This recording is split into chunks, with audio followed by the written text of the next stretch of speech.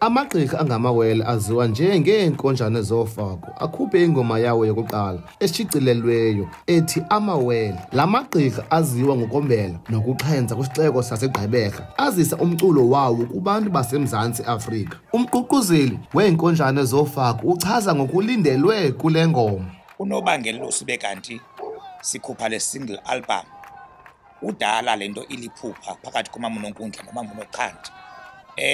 Befuna sirekhode kodwa okwalomzuzu kwenzekile okokuba ngabana makhe sithathe ingoma ibenye kwingoma esiziqambayo nakwingoma esithi sizimamele sizijike nakwingoma esithi sizombele thina silikhaya lasemampondweni. Ilonto yasibangela into yoba masisikhuphe lo single album ukwenzela into yoba khe sibone into yoba izawusithatha asibeke phi, kodwa siyayazi into yoba uzasithatha asibeke endaweni, kodwa okwangoku sisavisa nje abalandeli benkonjane zakwaFaku.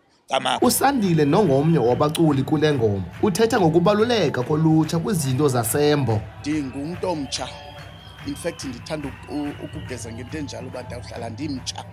Ithi ke lonto leyo omama kwabona bangabantu abafikelwa ngabantu abatsha. Bantu abatsha abo ke funeke beqoqiwe ebutsheni babo, kodwa beqoqelwa egameni lobugqirha, egameni lobizo lwabo, egameni lezinto enenimsulwa abazinantsikayo abazifumanayo njengabantwana abatsha.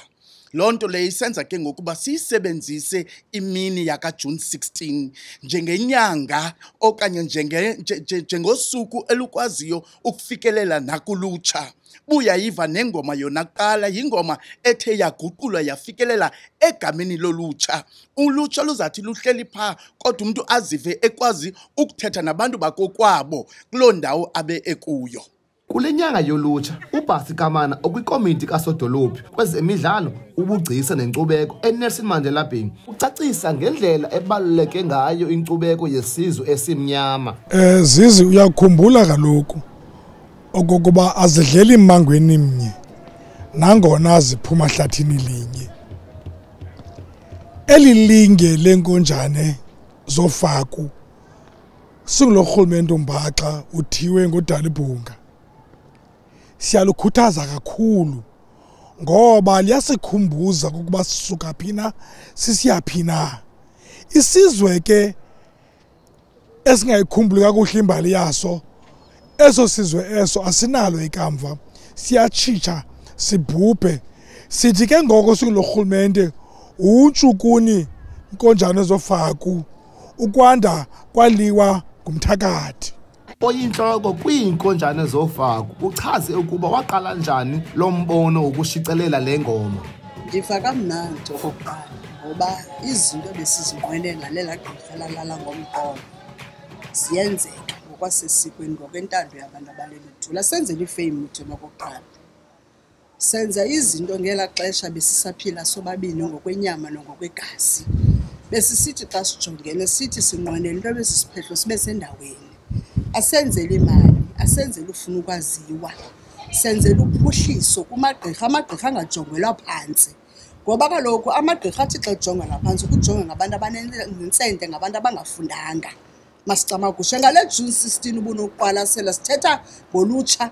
Bunokuqwalasela abanintsi abantwana abancinci abangene ebugqirheni.